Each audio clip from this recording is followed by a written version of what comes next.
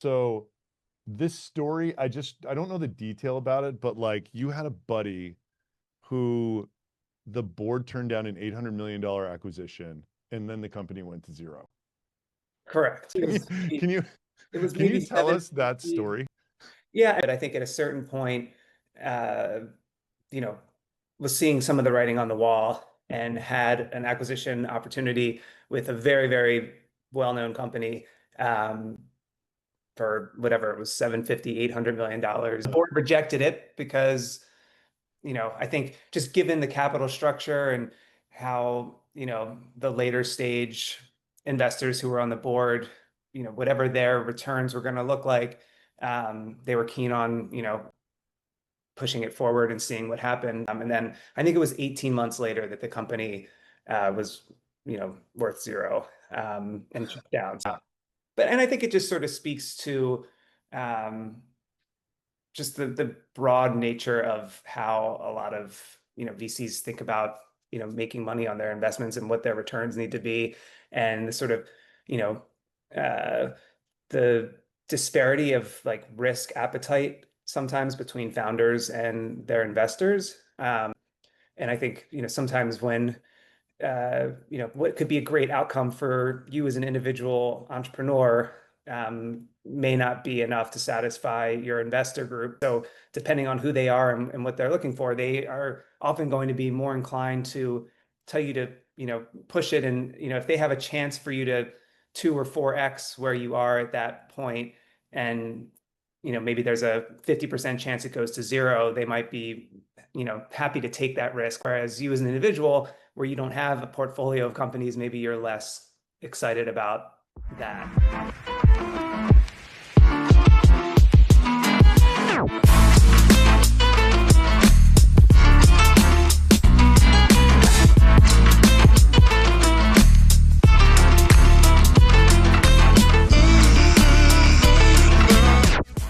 Our guest is Josh Abramson. He is the founder of, most notably, Vimeo, CollegeHumor also, Busted Tees, TeePublic, serial entrepreneur, and a good friend of mine. He was actually my first roommate in New York, so the story goes.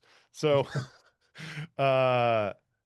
Josh built these great businesses in this really cool loft that I was living in with them when I was in finance, and then they all left after they sold the business, and I wanted to do the same thing. So, like, 10 years later, in this same apartment, I started my first startup, and I'm no longer living there, but there must be something in the water at 349 Broadway, because several startups have emerged out of that place. In fact, weren't the Voss Water guys living above you They when you guys were, first moved in there? they were Speaking of much taller water, and more attractive than crew, but they were there. nice. That is an incredible stat or fact. Um, so in addition to all of that, one of the reasons that I think I wanted to have Josh on is because, as we all know, I speak a lot about bootstrap versus VC, and there are glamorous stories that get told about VC, but I hear a lot of bad stuff that happens just because of my network. And I know Josh has been super active in the New York startup community for like 20 years. And he has had the good fortune of seeing tons of these scenarios play out, both positively and negatively. So we're going to jump into that. We're going to jump into, when you should take VC, when you should bootstrap. But first, the pitch slap.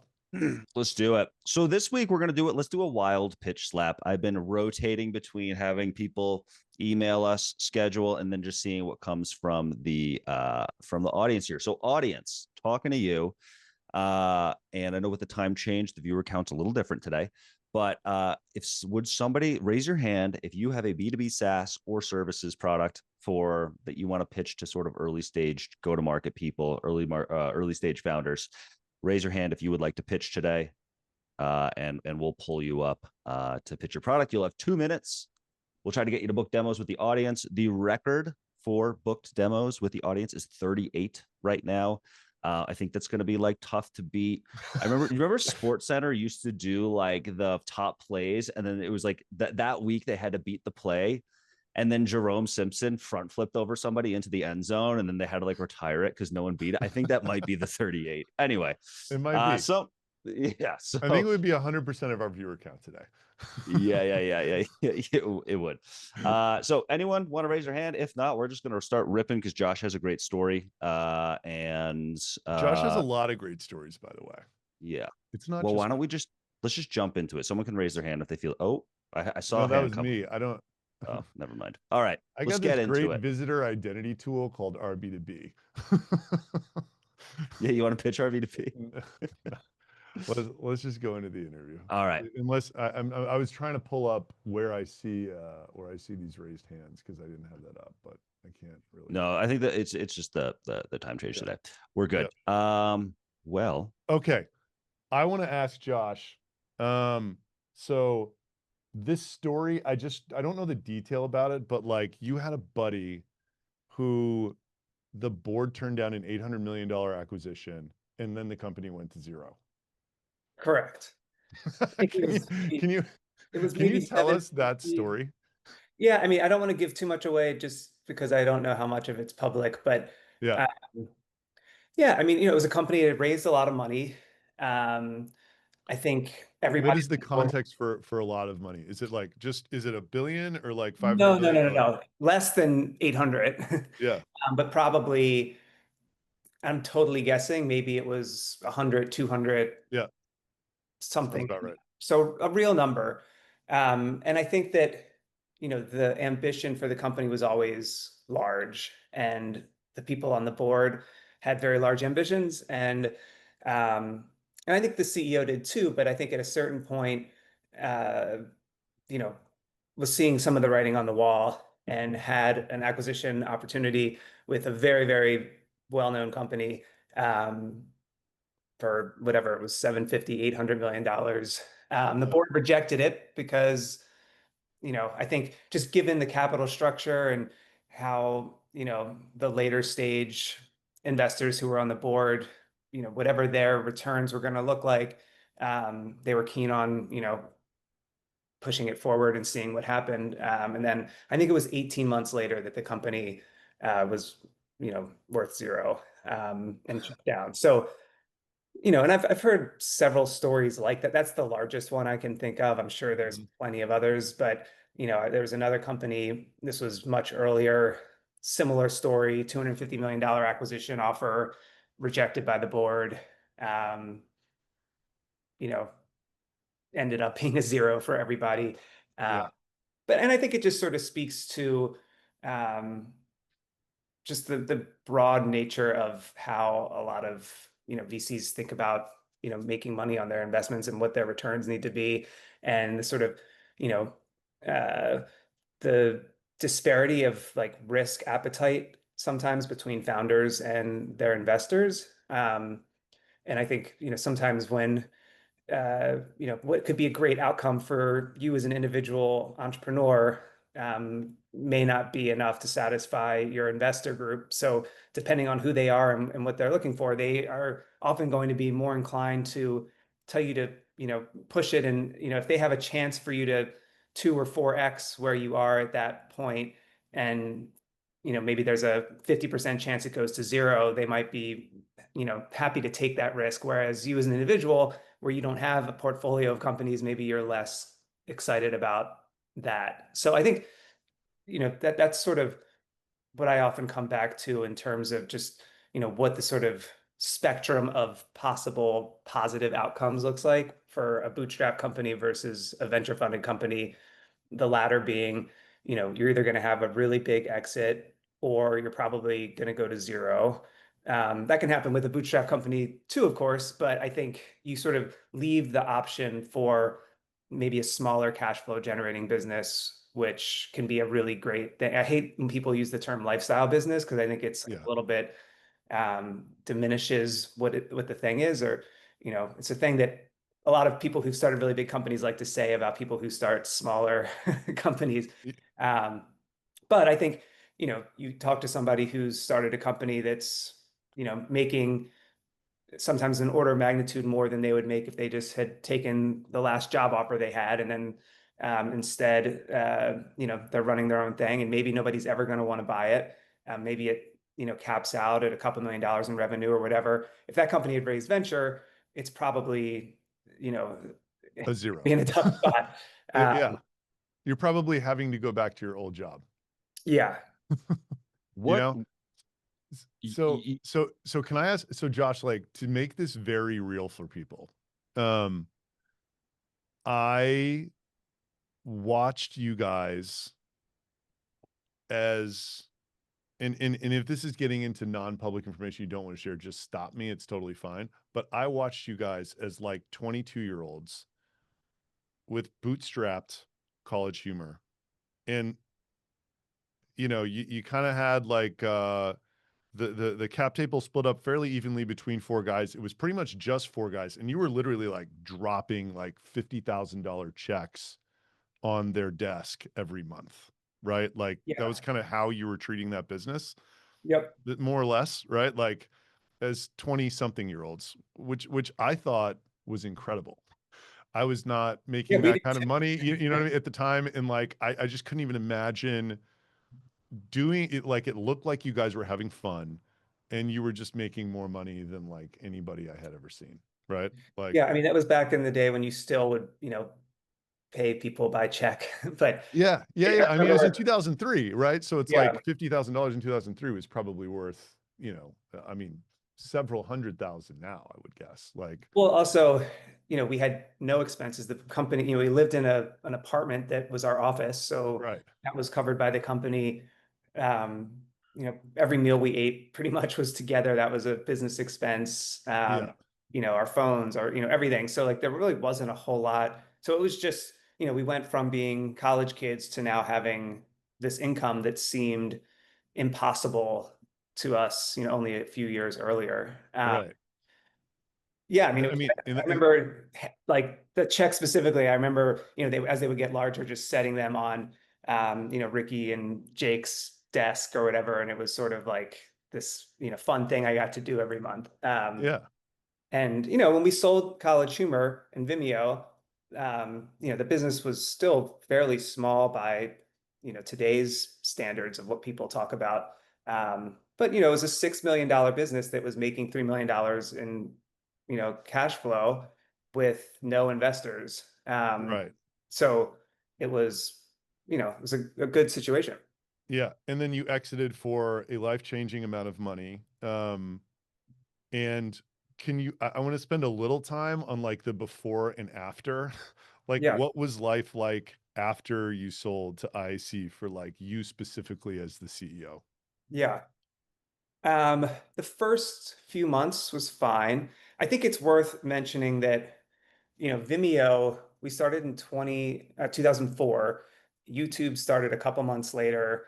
I made the mistake, I guess, in hindsight, of saying that Vimeo was only for copyrighted material, or material that was not copyrighted. So, or rather, like personal videos. So, things that you own the copyright to, as opposed to clips from The Daily Show or all the things that became popular on YouTube. YouTube, of course, within a year was sold to Google for $1 billion. Yeah. Vimeo was By not. the way, there was one moment, right? It was the Lazy Sunday Saturday Night Live video that they published, and then it put Yep. them on the trajectory. I You heard. guys I were was like neck and listening. neck or something like that, and like that was the video that just like Yeah. I set think that them. their traffic grew 30x that month or something. It Yeah. was the moment. Yeah. And that was also the moment when I started to realize maybe we'd made a mistake. So Vimeo, when we did that deal, we didn't really value it as much at the time. So it was mostly about College Humor. Uh, you know, but I think it's worth mentioning YouTube had, just started. Facebook had just started. So the digital media landscape was about to change more than anybody could have anticipated. So we sold a niche content business, 2 years after those two companies started. So I think that's worth mentioning because, the 5 years that I stayed at IC after that obviously didn't go exactly as we thought it might, in a world that those two other companies didn't exist. So, Yeah. so I think, we sold 51% of the business, which I wouldn't really recommend anybody do. But at the time, we were 25. It was, more money for me than basically everybody in my family had made, in aggregate. Like it was just a tremendous windfall and something I didn't think was ever possible. So that was sort of where my head was like, all right, well, I don't really care what happens next as much because I just want this, life-changing event to happen. Which, you know, I wouldn't blame another 25-year-old for thinking the same thing. I think looking back with the benefit of hindsight, I recognize that, enjoying that and, having that business was much, you know, more consequential for me than the money that I made from it was. Um, so the time before the sale was, I still think of it as probably the most fun I've ever had working on anything, even when I've, had more financial success on other things. That was like the glory days of being Yeah. an entrepreneur for me. Shortly after selling, the business stopped growing as quickly as it had been.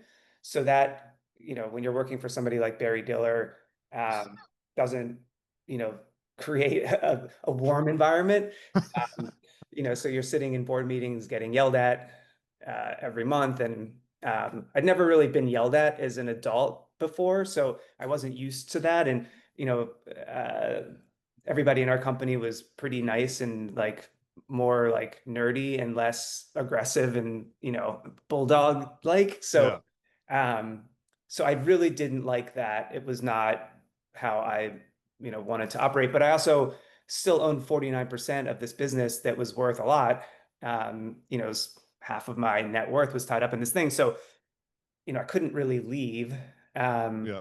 but by year 2 after the acquisition, I was probably the most depressed I'd ever been in my life. So I went from being like the happiest to like the least happy.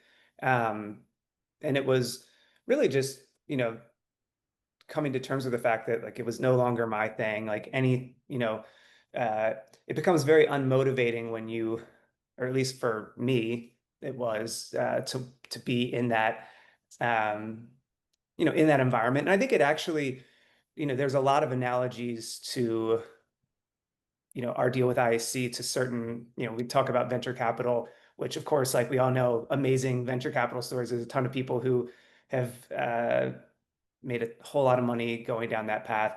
And same with a company like IAC, they've had tremendous success. I think our company was ultimately not the right kind of company to take that swing. So we were sort of put in this place where we were one of 1,000 bets or whatever that IAC was making that decade. And it became clear that our bet was maybe not the one that was going to pay off, although Vimeo ultimately did, but many years after we were involved with it. Yeah. That was just a timing thing, I think. But um, feeling what the day to day is like when you're sort of being pushed to the limits of what somebody else thinks the business could maybe be capable of, and knowing that that was probably not going to work, and if it didn't work, the business was going to go to zero, which it ultimately did, although again many years later. And I think just sort of feeling what that's like day to day, where you're sort of in the value um, maintenance mode where you want to, preserve value, preservation mode with a partner who is in like growth at all costs mode, and they want you to build $1 billion thing. And maybe the business you have just, which was the case for us, again, aside from Vimeo, but certainly CollegeHumor, which is never going to be that. Yeah. So the day-to-day work was no longer enjoyable in the same way. Even though I still love the people, it became very suffocating. Yeah. So here's how it relates to my story. Like as I brought up that like dropping checks on people's desks, there was something about my whole trading career, trading credit default swaps, where the money didn't really seem real to me. Like there were a few years where we were making a ton of money, but it just like wasn't like that. It wasn't like every month a check at your desk. And that just sounded like the most unbelievable scenario of all time. And then like you ended up like buying busted tees back great cash flow business at the time or whatever, right? It was like making you $1 million and you bought it for $1 million, something crazy like that. Cause they just like didn't want it or something. I'm putting words in your mouth, Yep. but like that was it. And then, you know, you somehow managed to like create this TeePublic thing, which again, as someone who was like looking at your life, as someone who just grind, I mean, this working for Lehman Brothers is not easy. It's like, you know, you're just grinding every single day. Uh, what you had managed to do from a, again, this statement's horribly condescending, but in the eyes of the VC world, but like this lifestyle business that you created, it just seemed fantastic. It was like you were making several $1 million a year. You know, Adam is just the man, your right-hand man who you're like working with. Just lovely guy. I actually saw him at Burning Man. You're building this great, innovative thing, you know, in this kind of old world space. And it really very heavily influenced the way I went about trying to create these startups. You know, just literally like watching how you did it. Like I had several conversations with you that were like, yeah, we're like optimizing for a 10% margin or something like that, right? Like, I mean, it's kind of how you ran it. Yeah. Is that right? Yeah. So, Yeah. so like it, it is the reason that I want to bring people on like you on the show is because I just feel like you speak to people in their 20s in tech and they don't even know that it's possible to like run a business this way. You know, we had this other guy who is kind of in our space on a few weeks ago, and he's like, I went to Y Combinator. They're sitting there telling me I'm going to be like the founders of OpenAI and Box. And like, I didn't know what bootstrapping even was, you know? Yeah.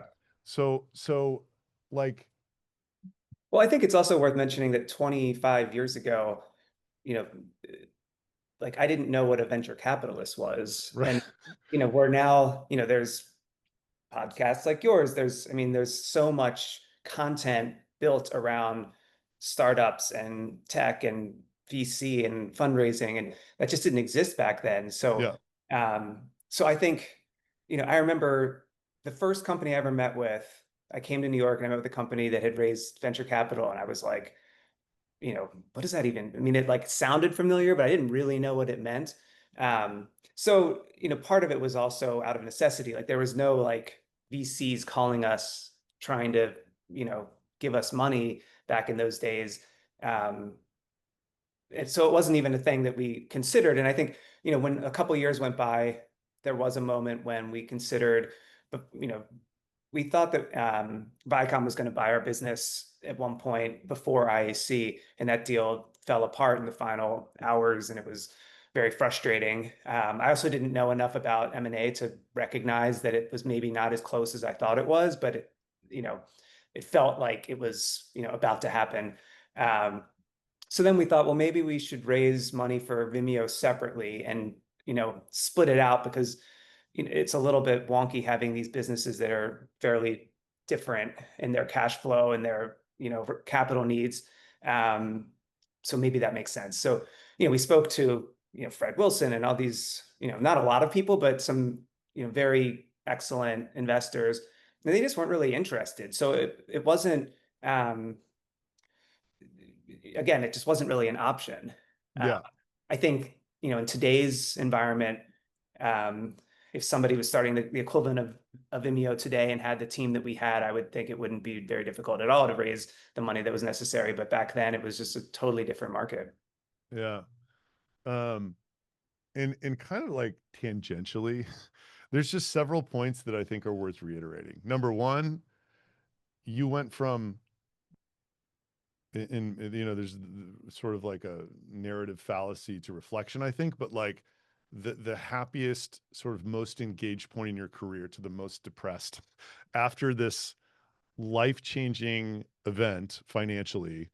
Uh, it's just worth reiterating. Like I told you that I was like maybe thinking about selling one of the businesses, and you just over text were like, if you sell both of your businesses, then you will have the enormous problem of what to do next. And then it Yeah. just really made me realize, you know, I like thought about that for a long time. It's like, man, I like love what I'm doing right now. And like I've also heard you say this. It's like, I think before you sold TeePublic, you're like, if I sold TeePublic, I would just try to immediately create a business that was exactly like it in terms of Right. like what what it was giving you, right? Like Yeah, and to be clear, that was almost 7 years ago, and while I've worked on other things, I haven't been able to do that. So, yeah, I wouldn't say I was as depressed after the TeePublic sale as I was after the College Humor sale, but it was also, there was a rough patch where, um, the last year of TeePublic, I was the most engaged I'd ever been with the business because it was its largest that it had ever been. We had two competing offers to buy the business. The last one that we ended up doing came in sort of at the last minute, so it was a lot of work to get it together. It just felt, exciting. And then it all happened, and I didn't really want to sell the business, but I'd always had this goal, which I think was the wrong goal, but it was my goal for many years, was to earn enough money so if I never wanted to work again, I didn't have to, and I would be able to live how I wanted to live indefinitely. And the TeePublic deal sort of got me to that point. So it was exciting and it was hard to say no to that, even though I liked the company, I liked the yeah, people, I liked the work. Um, and then it happened. And then I went from, I'd been a CEO of a company that I had started since, 99. So basically 20 years. And then, went away for the holidays, January 1st. I'm back in New York City. It's cold, it's snowy. I have nothing to do. And I'm like, I don't need to do anything. That's the other thing. Which this is a problem that very few people will, give you any credit for. Nobody wants to hear, that the reality is when you get to a point where you don't need to work anymore, if you're an entrepreneur and you were originally motivated by money, it can be a little hard to find the same level of motivation that you had when you were first starting your business. When I started College Humor, it was like, if I want to buy anything for myself, I have to figure out a way to make money. It's just different now. Uh, so I think that I always give people that advice when they're thinking about selling their business, which is like, you'll be able to maybe buy, and obviously there are, degrees of magnitude with this. You sell your business for $1 billion, you can find another business to buy and overpay, and it doesn't matter. Um, I think, the one thing that I can't really buy or haven't been able to is a business that I enjoy running day to day as much as I enjoyed the TeePublic business. Um, and I think, I will eventually. And I've had, other things that I've worked on that have been fulfilling in different ways, but it's not quite the same. yeah. And then you said you think that whatever that number was that TeePublic got you over. And by the way, that sale was public. It was like $57.7 million or something, and you own almost all the equity or whatever. But like you said that was the wrong goal. What would have been the right goal, do you think? In hindsight, your mature self. I think the right goal is, I mean, look, I think it's also really easy to say this from the position of having achieved that. Right. Um, and I think, I've made the mistake of saying that to people who maybe haven't, had their win yet. And I think it gets met with a little bit of like, fuck you kind Yeah. of, and I get it. I think, or people are like, well, I'd love to like, discover that for myself. And I get Yeah. that too. Um, I think, you know, I would be excited about running a business that is, not trying to, change the world necessarily, but is fun and working with great people. I mean, the thing that makes me the most happy outside of, family stuff and, sort of the more obvious fundamental things in life is having a purpose day to day to go, be with other people that you admire, who are complementary to yourself in some way and, building stuff and working on things together. And I think that's, you know, when I've been at my happiest in life, it's usually been around those points where I've had, that happening. Um, and it's hard to, you can't really replace that with, you know, like vacations or time on the beach, Yeah. leisure stuff. Agreed. So I have a question about like to me, I just, I mean, I watched you guys do it for so many, well, for that period, and then I watched you be this like prolifically successful bootstrapper afterwards. And it just like, I looked at what you were getting from the business, the life it was like paying for. And I think even if you didn't have the first exit, like it was just a phenomenal situation to be in the middle of, you know?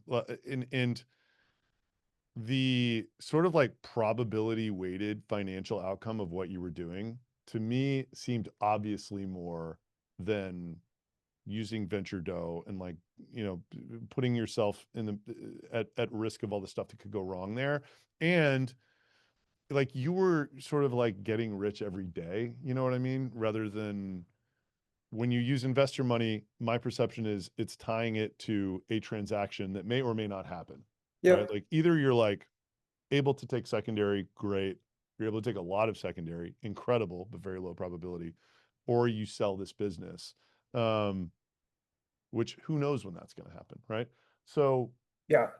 have you, and it's very obvious to everyone that follows me that I am doing that in that way right now. And I'm like getting all of the stuff from this that you're describing from a fulfillment perspective too. Like love the people I'm working with.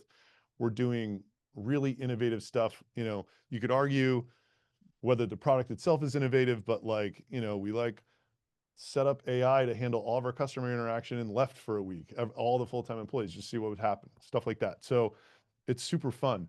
So question I have for you is, having observed the startup ecosystem in New York for 20 years, are there any other people in tech who are like doing this? Have you seen people who are like running like healthy cash flow tech businesses? Or for that matter, how many other people did it like you did that you I observed? think there's definitely people who are doing it that way. I think it's just usually they're more quiet about it, or Yeah, you don't hear about them. I mean, even like, TeePublic was a much bigger exit than CollegeHumor, but like nobody wrote about it. I mean, I guess there was like that one, like, you know, or two little like Yeah, no-name publications. Whereas when the College Humor stuff was happening, getting written up in the New Yorker and New York yeah, Times, and it was just a bigger deal for the time.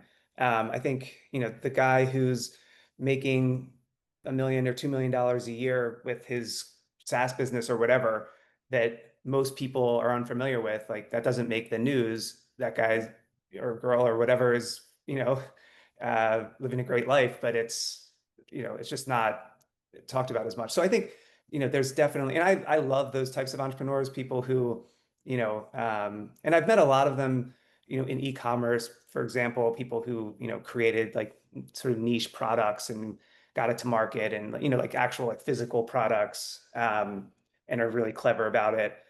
It's hard. It's yeah, all hard, but I think, your point about sort of, and I think part of this is like, I know people who have just so much more raw intellectual horsepower than I do, who are also entrepreneurs, and I see how some of them approach their businesses, and same with investors, where you might contemplate whatever 100 data points for how you're like building your model or how you're thinking about the business, and then there's someone like me who maybe only looks at five, hmm. and maybe By the way, I'm more of a five yeah. guy. Yeah, or maybe, it's and maybe I have like a little bit of an advantage to figuring out what the five things are, and that person maybe has less of an advantage, but they kind of get to a similar place, or they can just, synthesize more information or whatever.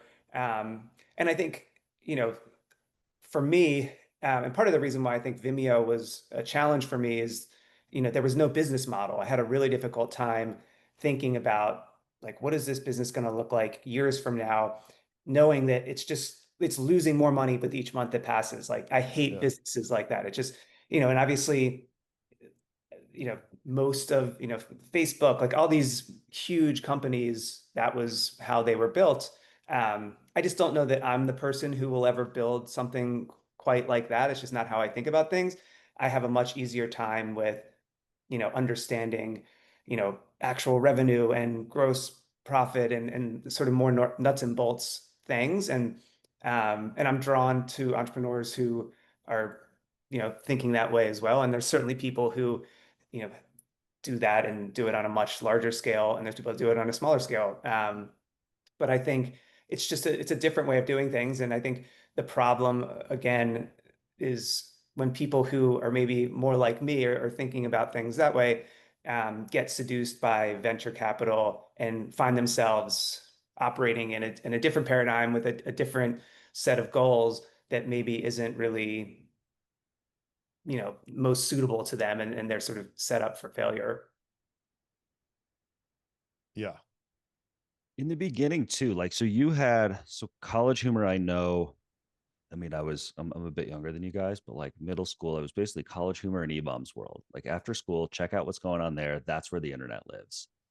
And I mean, that was really all user generated content. Vimeo too. Like, I guess with the benefit of hindsight and seeing how all of this user generated content and really like the power of, us sort of the people in generating internet content, how would have you approached that? How would you have approached College Humor, Vimeo? Would you have linked them together more? Is there sort of like a perfect approach looking back kind of 20 years later? Yeah, I mean, it's hard to, I think we would have made YouTube instead of Vimeo, right? Like, Fair enough. I think that it's funny because we were so close to so many of, what the world looks like today. We had all of those ideas. We just maybe executed on them slightly differently, or made some tiny distinction in how we did things versus how Facebook did it, or how YouTube did it. And the difference between how we did it and how they did it, obviously, is, $100 billion in in value.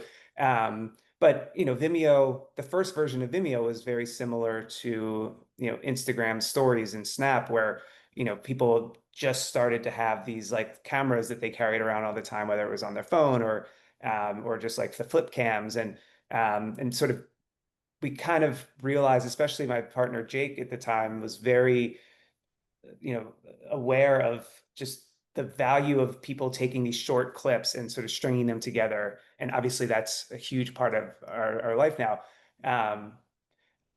I think, with College Humor, we were sort of operating in a world where we were sort of transitional between, like, you had 3 television networks, then you had all these cable networks, then you started to have all these websites that were sort of the gatekeeper. And it was right around, when YouTube started, that all of a sudden, you could have your own platform without having to, you could build it on top of YouTube, or you could build it on, eventually Instagram. And we talked about that a lot at College Humor. We launched a business, or part of the site called College Humor Local, where we had this idea where people, every fraternity has like a funny kid who's going to make videos. And if you get enough of them uploading their videos, most of them are going to be bad, but some of them are going to be good, and they'll rise up to the surface. And, but it was just, too little, too late in some of those instances. And I think, it's so easy to look back and be like, oh, if we had only done this one thing that we talked about. But it just, it's hard to see the future, of course, and it's easy to, look back and say, well, we should have done it this way or that way. But I think, the other variable that is, I think, huge, when you think about, I was right about YouTube getting sued by everybody, and that, having the potential to destroy the business.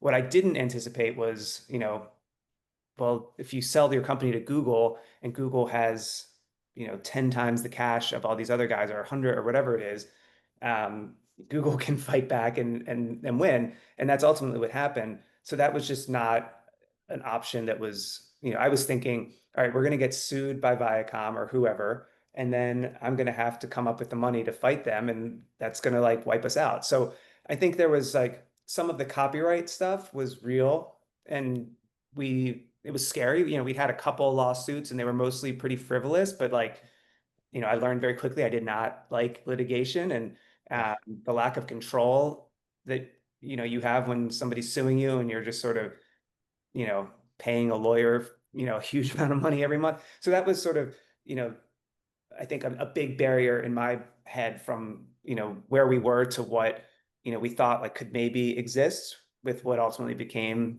some of these other platforms. So I think that was sort of, something in there is kind of the answer, if that makes sense. Yeah.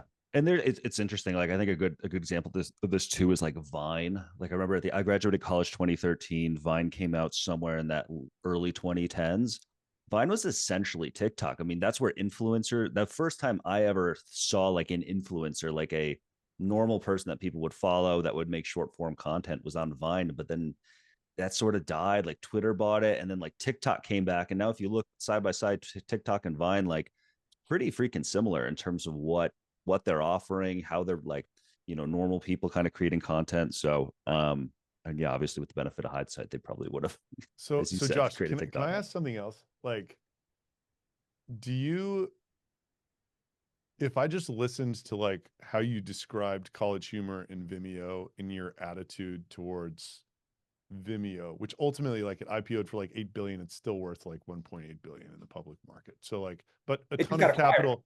What's that? It just got acquired by an Italian tech company for like 1.4 billion. Sick. Yeah, a ton of capital went into doing that. Like, I'm not saying it's like it was Yeah, what but you I sold or also whatever. I used to own 35% of it and I Yeah, made basically $0 on yeah, it. yeah. So like, you, it to me, listening to how you described College Humor and the path of it, and like what your view of Vimeo was, it sounds like the sale was probably the right thing. Or do you think you could have just been in the middle of it and like kept growing those $50,000 checks, and now they'd be like $5 million checks every month? I don't know. I think the lurking variable that we'll never know is that um, after the sale, we lost one of our partners, Zach Klein, Yeah, and then Jacob left the company.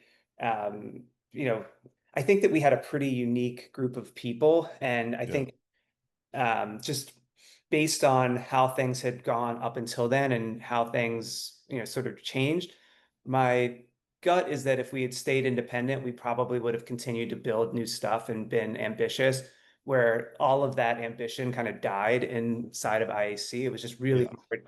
It's like, do I really want to like, stay up all night working on a project so that like this guy who's like not very nice to me can control it? Like, you know what I mean? Like, it's just hard yeah, to get excited about that. I mean, I'm always very impressed when people incubate exciting companies in bigger companies. I think that's really impressive and hard to do. I know, again, from my own experience, it was just very difficult to feel that motivation.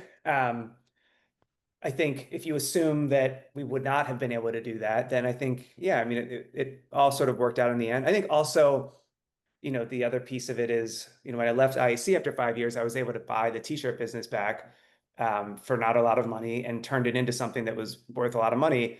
Um, that was sort of a path that would have never been obvious to me at the time of the sale. And I think, I'm appreciative that IEC kind of allowed for that deal to happen because they could have been less kind about it. Um, hmm, so I think, you know, you work with anybody for a bunch of years, they're going to have things that maybe tick you off and things that, you know, maybe, you think about fondly. And I would say that was kind of my experience with that, which is like, I didn't like the meetings where I would get yelled at. I liked, yeah. um, The meetings where you other didn't things. get yelled Yeah, or really just at. like, it all kind of worked out in the end. When we Yeah, sold them the rest of the business, we had a put option to sell the rest of the company several years later. And that all went well. Um, so, it was a mixed bag, but yeah, I think, I certainly don't regret it. I yeah, don't think back on, like, sure, like, could I have done a couple things differently and held on to more Vimeo? Yeah. We also didn't think Vimeo was, I'd sort of held was holding up the white flag with Vimeo a bit, like it was losing a lot of money.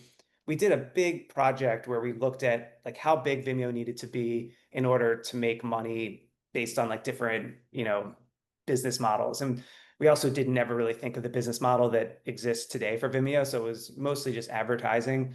And the numbers were huge and the amount of money to get there was huge. So it just felt like, you know, because of how it was capitalized and that we, it was tied together with our other business, we would have had to just continue to throw all of our, free cash flow into this other thing. And then ultimately go into debt to then continue to fund this business, which had no business model. And we sort of thought that we'd already lost to YouTube. Yeah. So yeah, And you were going to keep getting sued while that was all happening. yeah. So I think looking back, it's easy to say, well, like I should have done this or should have done that. But I think we made really good decisions given the information we had at the time. And of Yeah. course, you know, that even the smartest people are, right only 51% of the time or whatever. Yeah. I want to Yeah, connect. that's such a weird situation, by the way. You have like a great cash flowing asset that you would have to plow, because that wouldn't be the situation I was describing of getting checks dropped on your desk. It's like, Yeah. we're going to put all our money into this other thing that, And that was partially the structure of the deal that we did with IAC, which again, not something I really thought about at the time of the deal, but we were basically being forced with a gun to our head to say, you have to put 49% of your net worth into a startup, because that's what Vimeo was. And so we were basically betting the whole company on this one thing. And that's why I think, had we been able to split it out and raise money separately, we could have, had a bit more risk mitigation and we would have owned less of it, but we would have still had the upside in it. And the other thing would have sort of stayed untouched. That wasn't really an option that was available to us in yeah, the structure of how IAC looked at it. I think, partially, I certainly could have been the case, but I don't think it was in their best interest to allow us to do that. Um, so yeah, I think that's one of the things where, a lack of experience can, you know, can allow somebody who's a, 60 something multi-billionaire, get the better of you. yeah. And who pushed Vimeo? Was it Jake? Like, who was the internal, like, where did it come from? So it was Jake's idea. Jake built Yeah. it in our old apartment that we had Yeah. together. Um, he spent a weekend kind of just coding it and then showed it, a very rough version of it. It wasn't really designed. It just sort of was like functionally what Vimeo was. And then he showed it to Zach Klein. Zach made it beautiful and look kind of like it looks today. And then during that time, we also, we went and sold CollegeHumor.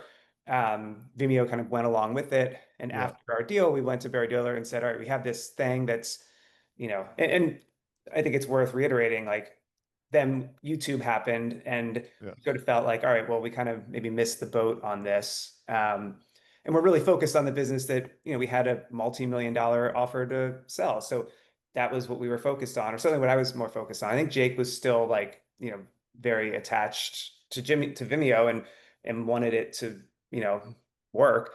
So after we sold IAC, we went to Barry Diller. We said, we have this thing. Jake, and Zach pitched it. And then we got, the resources to build out the team. And the first Vimeo team was like a dozen of like some of the most talented engineers I've ever worked with for sure.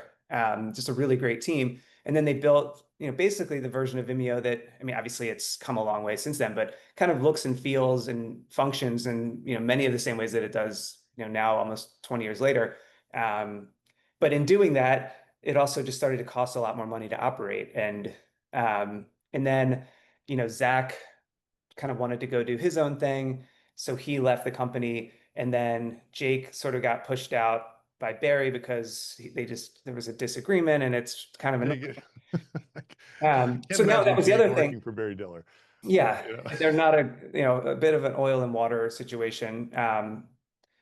But then we had a company that was losing a lot of money, and our two sort of visionary co-founders, like, I was like the business guy. I wasn't the one who, it wasn't my idea.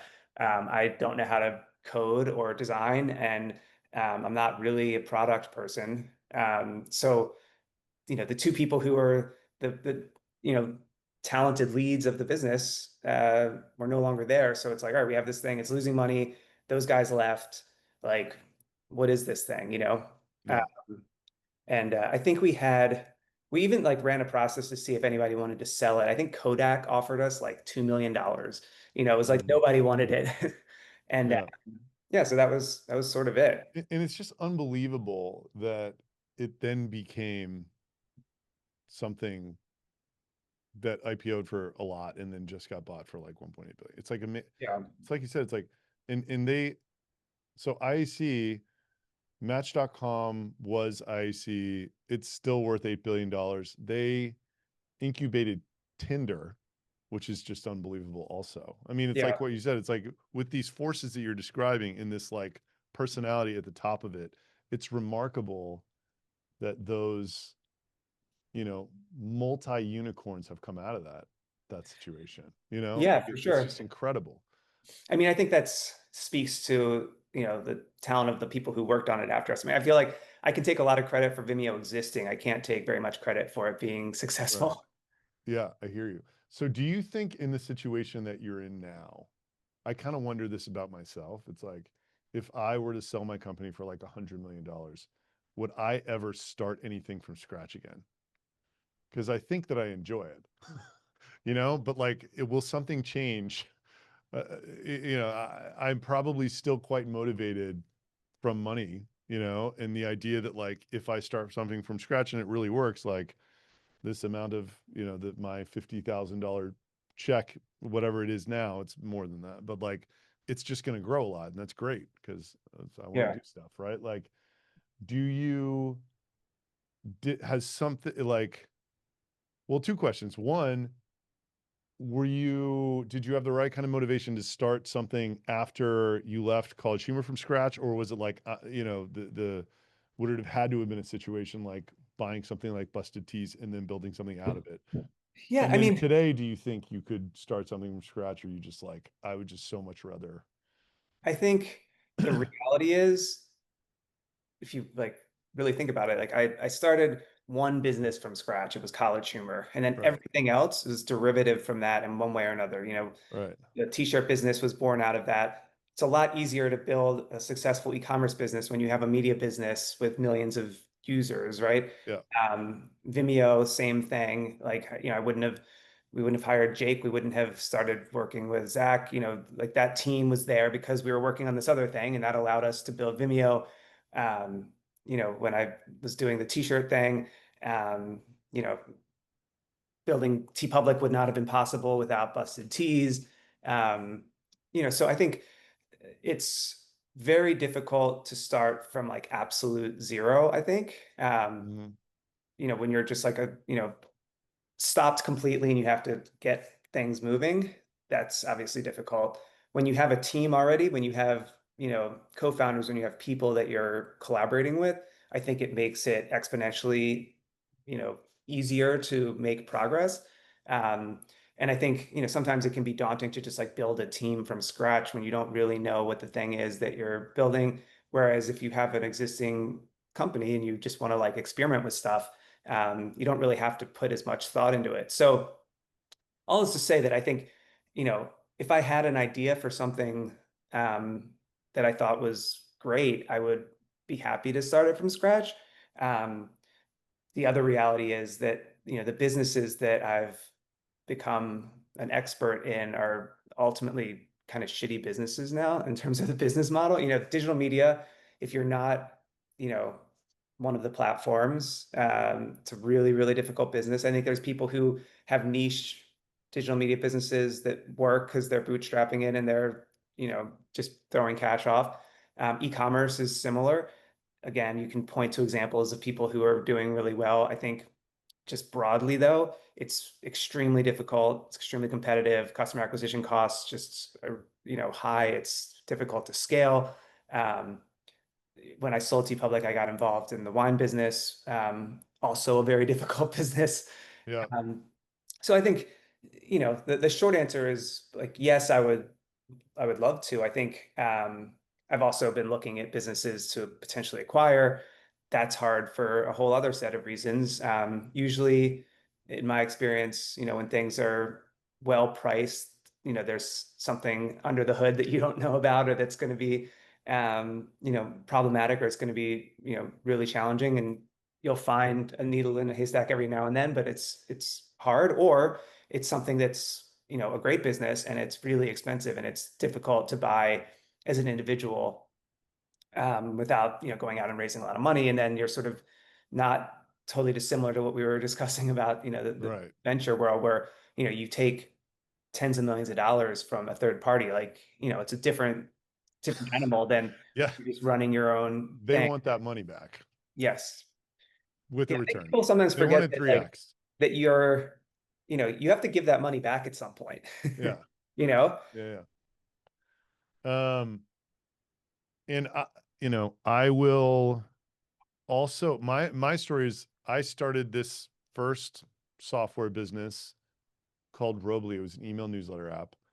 It was from zero in terms of like, I didn't have a team before, but my brother was using a similar piece of software for email newsletters and reviews that like the guy had raised money. He figured out a customer acquisition mechanism way too late. His investors shut him down.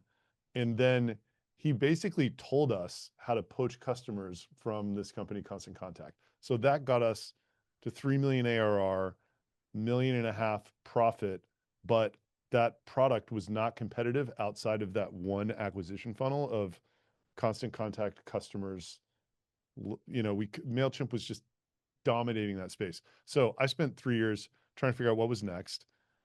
The next thing was Get Emails, which is now retention.com. It's 20 million ARR, 10 million profit for what it's worth. And that started as a feature inside of Robly. So like my second company was not from a standstill. It was very much just like yours. It was a derivative of the first startup. And then this B2B thing, RB2B, that I started 18 months ago, is literally just retention.com's identity. Instead of selling to e-com, we sell to B2B with a totally different go-to-market motion. So like very close derivative of the last product. And I would imagine the next thing will probably be the same. Yeah. Like what can we do with this sort of like, in this world that we're operating in that is like sort of adjacent to it, but like is a new TAM or like a new product or like a new whatever, but like the team's in place and, we have like shared payroll and healthcare and legal and stuff like that. And, it's a great way to start companies. Yeah. For sure. Well, awesome conversation, Josh. Thanks for joining us. Thanks for having me. We would have had 100 more people if you came at 2 p.m., but my sense is you probably don't care. You'd rather pick your daughter up from school. Now that is success right there. Yeah. Above all else, that is success. Josh, thanks a ton Yeah, for for sure. joining. This is great. I've heard so much about you. I used to make 200 cold calls in what was probably a day in what was probably your old bedroom. Yeah. Yeah, so great to finally meet you. Next week, folks, we're back into tactical GTM. We have Will McTiggy McTeague. He's coming in from LinkedIn, gonna help us all grow our LinkedIn audience. He has like 400,000 followers. Yeah, he's got 4 times as many LinkedIn followers as I do. We're gonna figure out whether he's actually making money from it or if it's just like, He's just getting impressions, or is he getting leads? It's all smoke and mirrors. Cool. Back to the normal time next week. Josh, thanks so much. I'm bummed that I missed you guys in New York last week. And thank you for attending Unfuck My Startup. Great episode. Okay. Take care, guys. Good. Bye, guys.